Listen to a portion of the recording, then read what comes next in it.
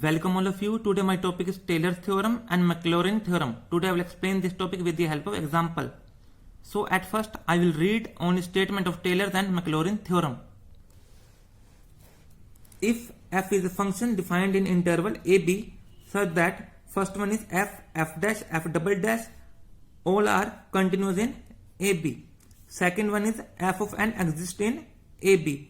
Then there exists at least one number c belongs to ab such that f of b is equal to f of a plus b minus a. F dash c a means single derivative plus b minus a whole square upon 2 factorial. F double dash a like this in and b minus a power n means derivative upon n factorial, f of n c. Now Maclaurin's theorem, it is like Taylor's theorem. You have to put only value a is equal to 0 and h is equal to x in second form. So it will be f of x is equal to f of 0 plus x f dash 0 plus x square by 2 factorial f double dash 0. Meaning of f double dash is double derivative. So like this x square, x cube, x4, 2 factorial, 3 factorial, 4 factorial. So it will be x power n upon n factorial f raised to power n theta x, where two values are given. Theta's values are 0 to 1.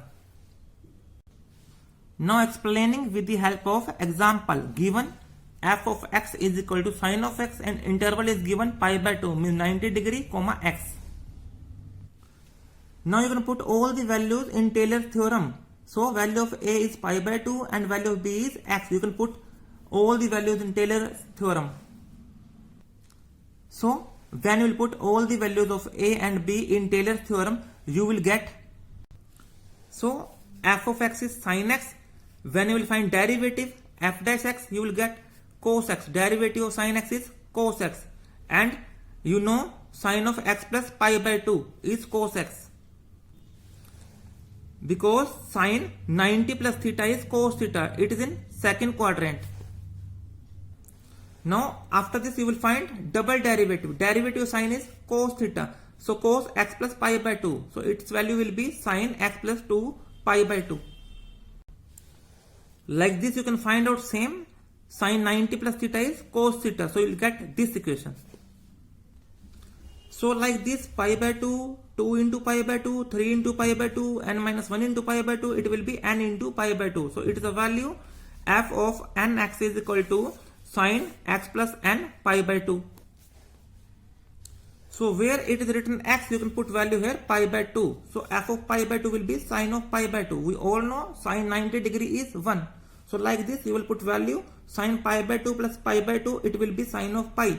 We know sin 180 degree or sin 0 degree is equal to 0. So like this you will find f of double dash pi by 2 minus 1, f of triple dash pi by 2. Like this you can solve. So you will get this. Now from 1 means when you will put all the values in Taylor's theorem, then you will get this complete equation. So in end you will get this. So we will be here with next video. Subscribe, share and like and comment down in comment box.